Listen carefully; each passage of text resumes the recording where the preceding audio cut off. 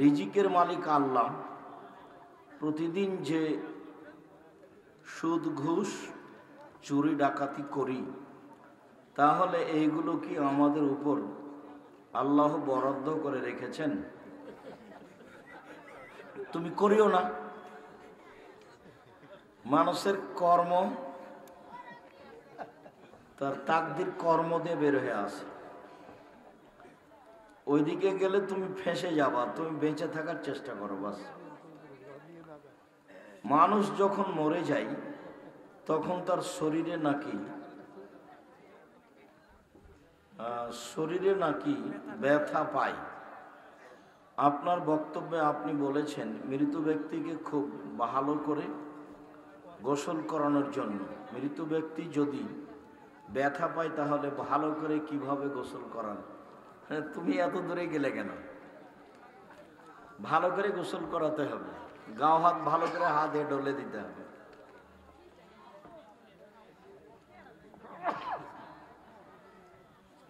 কবরস্থানের পাশ দিয়ে কোনো আলেম যদি হেঁটে যায় 40 দিন কবরের আযাব বন্ধ হয়। হাদিসটি জাল, মানুষের বানানো কথা।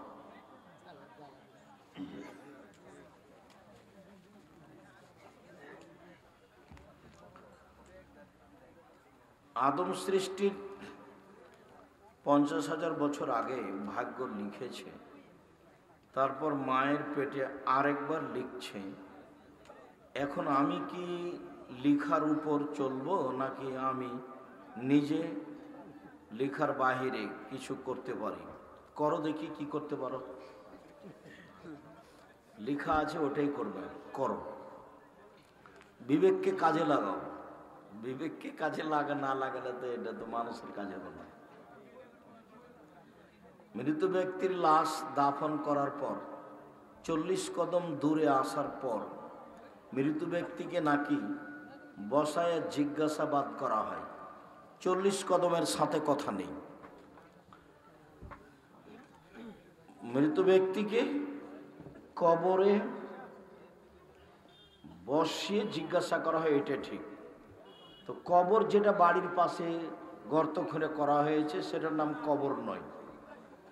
যেটা কবরস্থানে করা হয়েছে সেটার নাম কবর নয়। মরার পর থেকে নিয়ে বিচারের দিন পর্যন্ত এই দীর্ঘ সময়ের নাম কবর। বাড়ির পাশটাই যদি কবর হয় তাহলে যে আগুনে জ্বলে ছাই হয়ে গেছে তার কবর কোথায়? যাকে বাঘে খেয়ে নিয়েছে তার কবর কোথায়? যে সাগরে ডুবে মারা গেছে তার কবর কোথায়? কবর বলতে বাড়ির পাশের কবরের নাম কবর নয়। কবর বলতে মরার পরে বিচার দিন পর্যন্ত দীর্ঘ সময়ের নাম হলো কবর। তার সূচনাটা শুরু হয় এভাবে, ও বুঝতে পারে যে আমাকে বসানো হলো। আপনি লাশ দেখে বুঝতে পারবেন না যে তাকে বসানো হলো। ও বুঝবে বিষয়টি স্বপ্নের মতো। স্বপ্নে আপনি শুয়ে বসে আছেন, আর একজন ঘুমিয়ে আছে, ও গমা সাপ দেখছে, গোখরা সাপ, তাকে দংশন করতে আসে। ও চিৎকার করে পালাচ্ছে, তো আপনি পাশে বসে আছেন, আপনি তো সাপ দেখতে পাচ্ছেন না, ও তো ঠিকই দেখতে পাচ্ছে।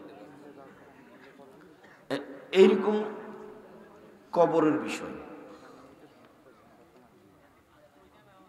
মৃত ব্যক্তির জন্য 3 দিন 40 ব্যতীত অন্য কোনো অনির্দিষ্ট করা দিন গরিব দুঃখীকে, গ্রামের সবাইকে নিয়ে মৃত ব্যক্তির উদ্দেশ্য করে খাওয়ার আয়োজন করা হারাম। খাওয়ার কোনো আয়োজনই নেই।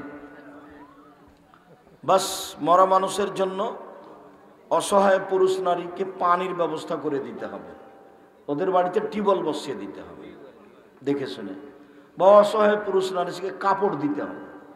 ওটা হলো 1 নম্বর, এটা হলো 2 নম্বর। এরপরে টাকা পয়সা দিতে হবে। এ হলো একটা। আর একটা হলো মুখে দোয়া করা। মৃত ব্যক্তির জন্য 2টাই পথ। একটা হলো দান।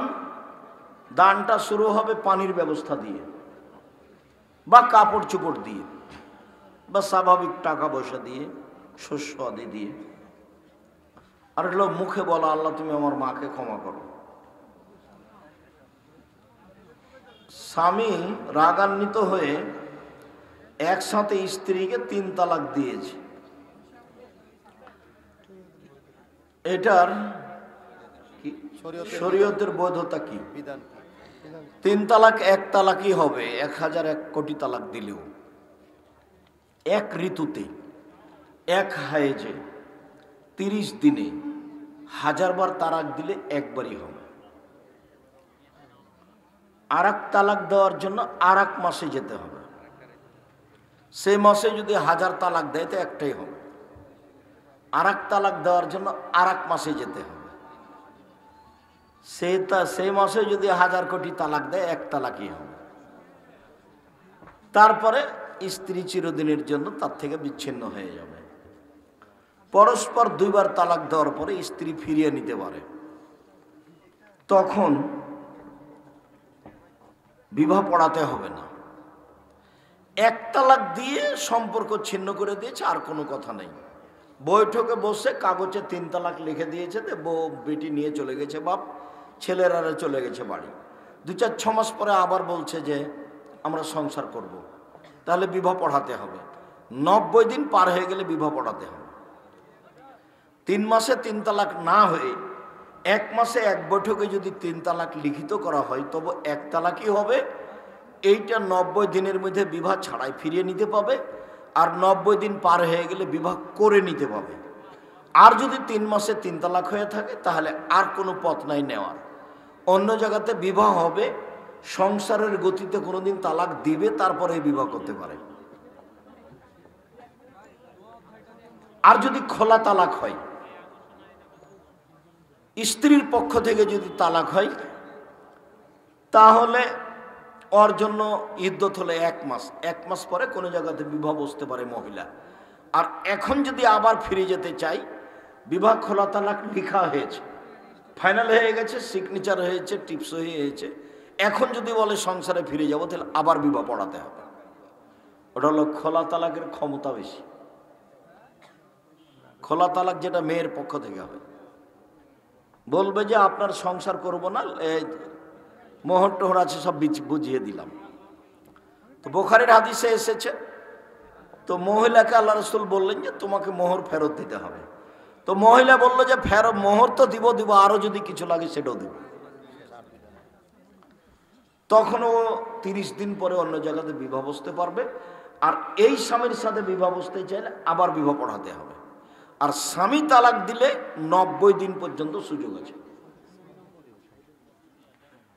শেখ, পানি খাওয়ার নিয়ম কি? 1 হাতে নাকি 2 হাতে? 1 হাতে খাবা। আমাকে 2 হাতে দেখলা সেই জন্য নাকি? আমি একটু অসুবিধা মনে করি। বাথরুমের ভিতর টয়লেট এবং গোসলখানা একসাথে আছে, এখন এই বাথরুমের ওযু করার বিধান কি? কোনো সমস্যা নেই, করো। জামিয়া সালাফের আমরা মিরপুর দাওয়া সেন্টারে নিয়মিত জুমার খুতবা দিচ্ছি, ওতে বিষয়ভিত্তিক বক্তব্য আছে। পবিত্রতা চলছে আমাদের প্রায় 3 মাস থেকে। আগামী জুমায় পবিত্রতার আলোচনা শেষ হবে, পবিত্রতার শেষ পর্ব ইনশাল্লাহ আগামীকাল। ওখানে বাথরুমে গোসল করতে পারবো, পেশাব পায়খানা করতে পারবো, কোনো সমস্যা নেই। কেননা ওটা পরিষ্কার পরিচ্ছন্ন আছে, প্লাস্টার করা আছে, টাইলস বসানো আছে, পানি দিলে ধুয়ে চলে যায়। আর বিসমিল্লাহ বলে অজু শুরু করতে হবে, অজু শেষ হলে দোয়া পড়তে হবে। নিষেধ যতক্ষণ পেশাব পায়খানা চলছে, পেশাব পায়খানার বসেছে উঠা পর্যন্ত কোনো দোয়া জিকির করতে হবে না, উঠে করতে পারবে, কোনো সমস্যা। এখনকার তো মানুষের টয়লেট শহর ঘরের চেয়ে সুন্দর।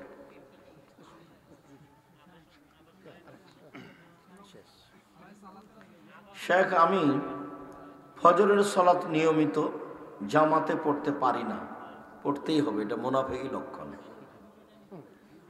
এতদিন জামাতে পড়লে, একদিন জামাতে পড়লে 2 দিন জামাতে মিস হয়। তবে দিনের যখনই উঠি 7টা 8টা 9টায়, তখনই ফজর সালাত পড়ি। এখন আমি কি মুনাফিকের কাতারে পড়ব? ঘটনা তাই। তবে তুমি এক কাজ করো, আমার পরামর্শ, যেটা সববার বহুবারই বলি, আজকে বলেছি কি না, তার একটা জরুরি কথা, তুমি রাত 10টায় ঘুমিয়ে যাবা, যে কোনো মূল্যে, যে কোনো মূল্যে। একবারে নিজের উপরে মার্শাল্লাহ জারি রাখবে প্রেসিডেন্ট আইয়ুবের।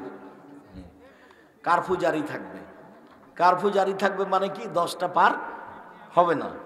পার হয়ে এলে আমার অপরাধ হয়ে গেছে, আমি অপরাধী, এটা করো, তোমাকে রাত সকাল 8টা 9টা হওয়া লাগবে না, রাত 3টা 4টার মধ্যে ঘুম ভেঙে যাবে। ঘুমানোর সময় 10টা, রাত 10টায়। একটা জানার আছে, আমি 1 মিনিট, আমি ওই যে আমাদের এলাকায় মাগরিবের পরে 6 রাকাত আওয়াবিন পড়ে, তো আমি বলছি যে এই মাগরিবের পরে আওয়াবিন 6 রাকাত চলবে না, এটা 10টার পরে পড়তে হবে। এখন এলাকার সবাই আমার উপর খুব ক্ষিপ্ত, এরা অনেক দলিল দিচ্ছে, এই যে আমি এখন আমার অবস্থা বিখাত। মাগরিবের পরে 6 রাকাত সালাত আছে, হাদিস জাল। মাগরিবের পরে 2 রাকাত সুন্নাত, হাদিস সহিহ। তারা বিদাত করে, হাদিস জাল, আমল করা যাবে না। মাগরিবের পরে যে 6 রাকাত পড়ছে সলাতুল আউন নামে, এটা মিথ্যা কথা।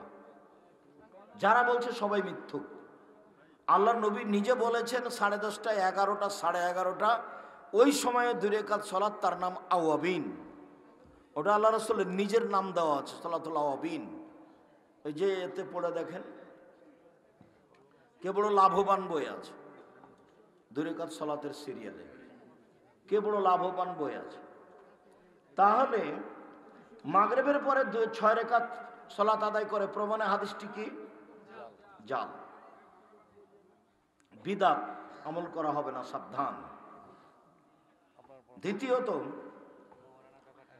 এর নাম সালাতুল আওয়াবিন নাম রাখা মিথ্যে, এর নাম সালাতুল আওয়াবিন নয়। আল্লাহ রাসূল সালাতুল আওয়াবিন নাম নিজে রেখেছেন, যেটা 10:30, 11টা, 11:30টায় পড়া হয়। আর কোনো কথা? মহারানার কি প্রশ্ন করেছিলেন? ওই যে মহারানা যে ধার্য করে 2 লাখ 3 লাখ 2.5 লাখ, ওটার ব্যাপারে তো কর্ম হলো ধরেন 500 বা 400 এরকম একটা কর্মের বেতন, এই যে ধার্যটা করে মোহর ছেলের আয় অনুযায়ী হবে, এটাই শরীয়ত। মোহর যত কম হবে বিবাদে বরকত তত বেশি হবে। মোহর বেশি ধার্য করা অপরাধ, মোহর বেশি ধার্য করা অপরাধ। সমাজের লোক বুঝে না, আর মনে করে এই দিয়ে এটা আটকানো হলো ছেলেটাকে। তো জাযাকুমুল্লাহ খাইর, লা ইলাহা ইল্লাল্লাহ ভিন্ন করে বলতে হবে।